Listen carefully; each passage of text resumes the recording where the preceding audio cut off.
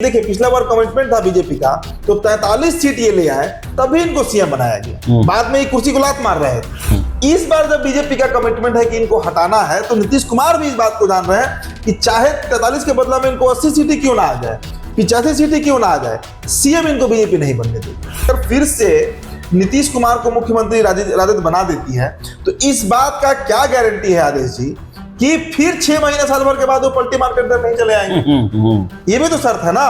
अगर एक बार इनको फिर सीएम कुर्सी मिल गया, 100 सीट पर लड़े, 60-70 जीत जाएं, इसलिए जा भी सकते हैं, जिसकी संभावना कम है, और तेजस्वी स्वीकार ना करेंगे इसकी संभावना ज्यादा है।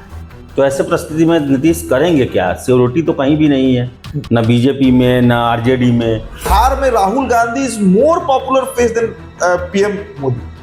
राहुल गांधी का क्रेज बढ़ा है, और खासकर जो दलित तबका है उसके बीच उनकी एक्सेप्टेबिलिटी भी बढ़ी है।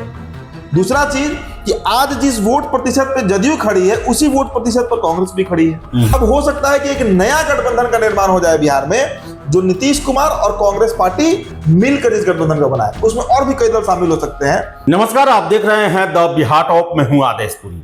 आज से 20-25 रोज पहले हमारे सहयोगी उदित आर्यन ने एक आपको खबर दी थी कि नीतीश कुमार 2025 विधानसभा चुनाव महागठबंधन के साथ लड़ेंगे। परिस्थितियां ऐसी बनेंगी या ऐसी बन रही है जिसमें नीतीश का एनडीए में रहना जो है वो संभव नहीं है।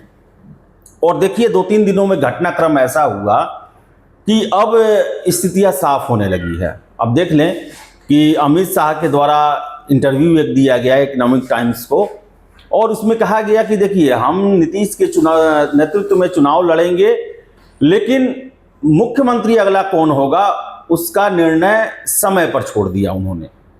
साथ ही साथ जेडीयू जो है वो 2025 से 30 फिर से नीतीश का राग अलाप रही है, लेकिन बीजेपी ये राग अलापने को तैयार नहीं। और ऐसे में जो राजनीतिक जानकार हैं उनका कहना है कि नीतीश कुमार जो है फिर से पलटी मार सकते हैं। तो हम इस वीडियो में चर्चा करेंगे कि आखिर नीतीश का अगला ठिकाना क्या महागठबंधन होगा या कोई और गठबंधन होगा, क्या परिस्थितियां बनेंगी, क्या बीजेपी इसके लिए तैयार है, क्या प्लान बी पहले से तैयार हो चुका है, इसी पर चर्चा करेंगे। उदित, आज से 20-25 रोज पहले आपने ये खबर किया था कि नीतीश कुमार जो है वो फिर से महागठबंधन के साथ ही चुनाव लड़ेंगे, और स्थितियां साफ होते जा रही है। क्या कहेंगे, तेजस्वी यादव तैयार होंगे इसके लिए?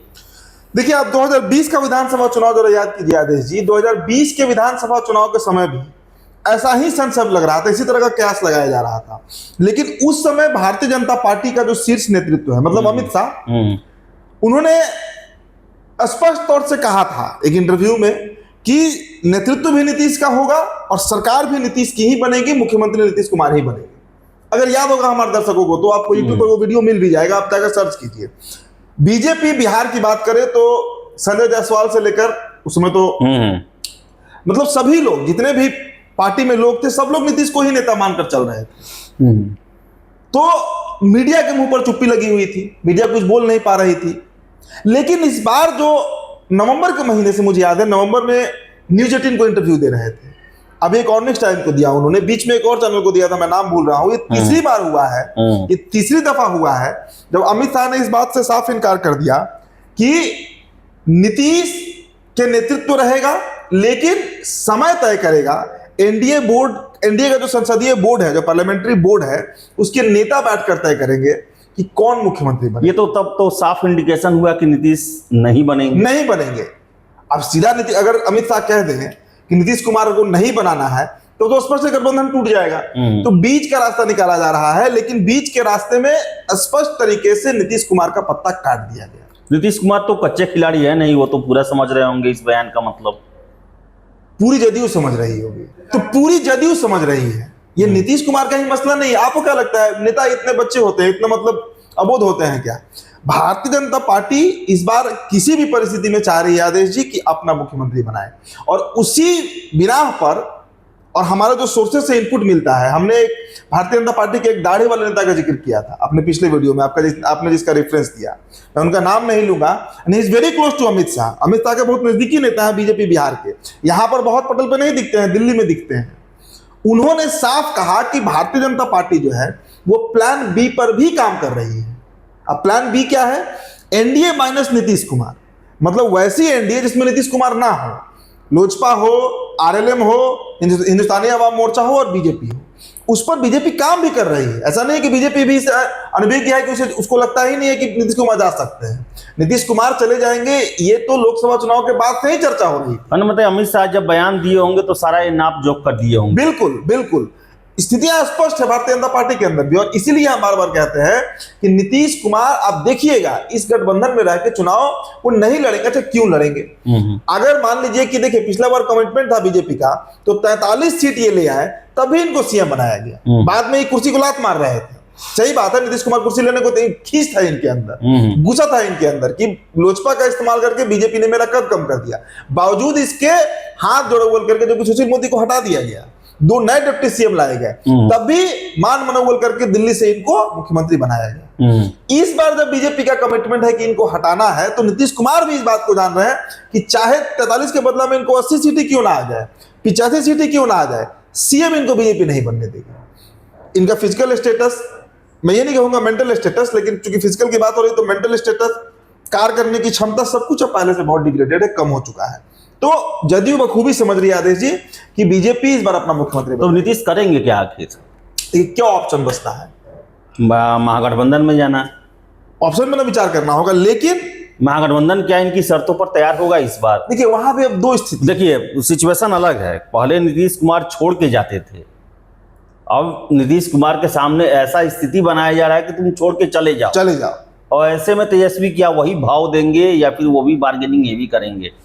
देखिए मुझे जहां तक मेरा अपना आकलन है, 2 स्थितियां बन सकती हैं नीतीश कुमार अगर महागठबंधन में जाते हैं तो। पहला, मुझे नहीं लगता कि आज जिस मजबूत स्थिति में तेजस्वी चुनाव लड़ने जा रहे हैं, जिस स्थिति में तेजस्वी प्रसाद यादव हैं, उस स्थिति में तेजस्वी कभी भी सीएम फेस मानेंगे नीतीश कुमार को। 2022 के 9 अगस्त को जो पलटे थे, उस समय कोई कंडीशन नहीं था। उस समय तो तेजस्वी को बस सत्ता चाहिए था, वो सत्ता इनको मिला, एकदम सहज स्वीकार कर लिएगा नीतीश कुमार। लेकिन आज सबसे बड़ा जो शर्त है कि अगर फिर से नीतीश कुमार को मुख्यमंत्री राजद बना देती है, तो इस बात का क्या गारंटी है आदेश जी कि फिर 6 महीने साल भर के बाद वो पलटी मार कर इधर नहीं चले आएंगे? ये भी तो शर्त है ना। अगर एक बार इनको फिर सीएम कुर्सी मिल गई, 100 सीट पर लड़े, 60-70 जीत जाए, तब तो ये बीजेपी से आराम से बार्गेन कर लेंगे। बीजेपी से बार्गेन करके फिर वही स्थिति में चले जाएंगे, इधर से भागेंगे फिर बीजेपी की तरफ चले आएंगे। इस पहलू पर तेजस्वी बखूबी जानते हैं और समझते हैं इस बात को। तो मेरा अपना जो स्व आकलन है एज एन एनालिस्ट कि मुझे नहीं लगता कि तेजस्वी कभी इस शर्त के लिए स्वीकार करेंगे। हाँ, ये हो सकता है कि तेजस्वी सीएम बने और ये शर्त रखे नीतीश कुमार को कि अगर इनको अपने सुपुत्र निशांत को सेट करना है राजनीति में, तो उनको डिप्टी सीएम बना दिया जाए। इसके लिए नीतीश तैयार होंगे? यही पर फंसेगा। इसीलिए मैं दावे के साथ नहीं कह सकता हूं कि नीतीश महागठबंधन में जाएंगे या नहीं जाएंगे। ये तो एक पहलू हुआ। दूसरा कंडीशन ये भी है, मैंने क्या कहा कि 2 पहलू है। दूसरा कंडीशन ये भी है आदेश जी कि आज भले ही सर्वे रिपोर्ट दिखा रहे हैं कि तेजस्वी मजबूत है, लेकिन जो वोट बेस एनडीए का है, जब बटन दबाने की बात आएगी तो हो सकता है वो एनडीए को ही क्लिक कर दे, एनडीए का ही बटन दबा दे। तो वैसी परिस्थिति में राष्ट्रीय जनता दल जो है उसका सुपड़ा साफ भी हो सकता है बिहार से। एक कंडीशन ये भी है, इस बात को मानते हैं ना कि महागठबंधन कहीं नहीं रहेगी, कहीं टिकेगी नहीं। वैसी परिस्थिति को ध्यान में रखते हुए हो सकता है कि तेजस्वी स्वीकार भी कर ले नीतीश को कि चलिए आप ही सीएम रहिए, गठबंधन में आइए। लेकिन इसका संभावना बहुत कम है पहले वाले कंडीशन की तुलना में। तो ये 2 स्थितियां हैं आदेश जी, इसलिए जा भी सकते हैं जिसकी संभावना कम है, और तेजस्वी स्वीकार ना करेंगे इसकी संभावना ज्यादा है। तो ऐसे परिस्थिति में नीतीश करेंगे क्या? सिक्योरिटी तो कहीं भी नहीं है, ना बीजेपी में ना आरजेडी में, तो करेंगे क्या? कोई तीसरा फ्रंट, कोई तीसरा उपाय नीतीश के सामने? देखिए, अब ये तो हमने बता दिया आपको एनडीए गठबंधन के अंदर जो असंतोष है नीतीश कुमार को लेकर, लेकिन एक तरफ महागठबंधन में भी एक पार्टी है जो बिहार में जमीन बड़ा मेहनत हथियार कर रही है बीते 6 महीने 8 महीने से। कांग्रेस पार्टी की आप बात कीजिए, कांग्रेस पार्टी ने जितना मेहनत किया और जितना राहुल गांधी का 5वां दौरा हो चुका, और एक सर्वे रिपोर्ट का मैं जिक्र कर रहा हूं, पोल ट्रैकर, उसने बताया, मैंने अभी अंतिम चोरी इसी पर किया था कि 5 लाख लोगों का सर्वे था, उसमें बिहार में Rahul Gandhi is more popular face than PM Modi. Rahul Gandhi का क्रेज बढ़ा है और खासकर जो दलित तबका है उसके बीच उनकी एक्सेप्टेबिलिटी भी बढ़ी है। दूसरा चीज कि आज जिस वोट प्रतिशत पे जदयू खड़ी है उसी वोट प्रतिशत पर कांग्रेस भी खड़ी है। कांग्रेस पार्टी अगर नीतीश की एंट्री होती है तो वैसे भी नहीं टिकेगी। और आज जो गठबंधन का देखिए ना, परसों अल्लाह वालों के साथ जो बैठक हुई पोलो रोड में तेजस्वी के सरकारी आवास में, वो बैठक भी फेल रही।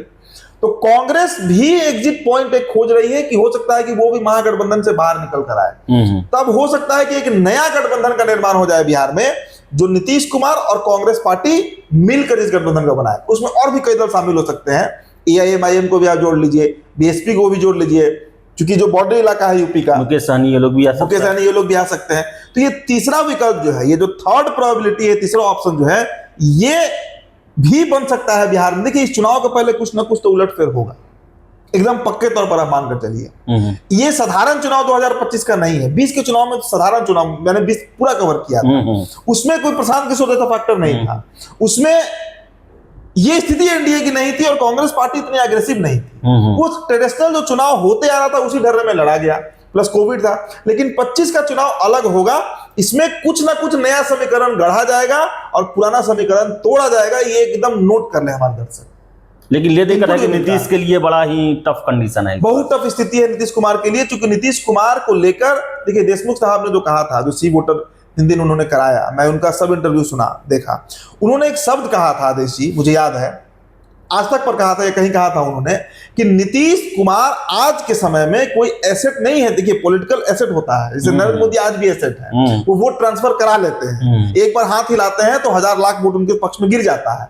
नीतीश कुमार वो फैक्टर बिहार में रहे ही नहीं।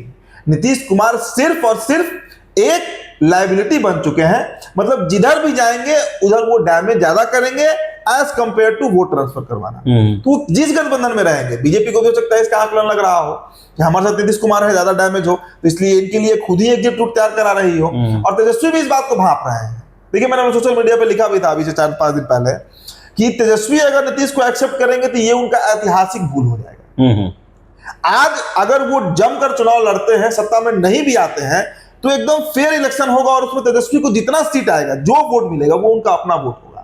उस पर वो हमेशा दावा कर सकेंगे कि विश्व परिस्थिति में भी वो वोट उनके साथ रहे। लेकिन नीतीश के जाने से एक बहुत बड़ा वर्ग है जो उनसे नाराज हो जाएगा। आप बताइए ना, सुबह हम लोग स्टोरी की आपके साथ आदेश जी, 94 लाख परिवारों को 2-2 लाख रुपया, वृद्धा पेंशन में वृद्धि, ये जो बहन जीविका दीदी लोग के लिए ये 3 लाख से ऊपर का लोन, ये सब क्या है?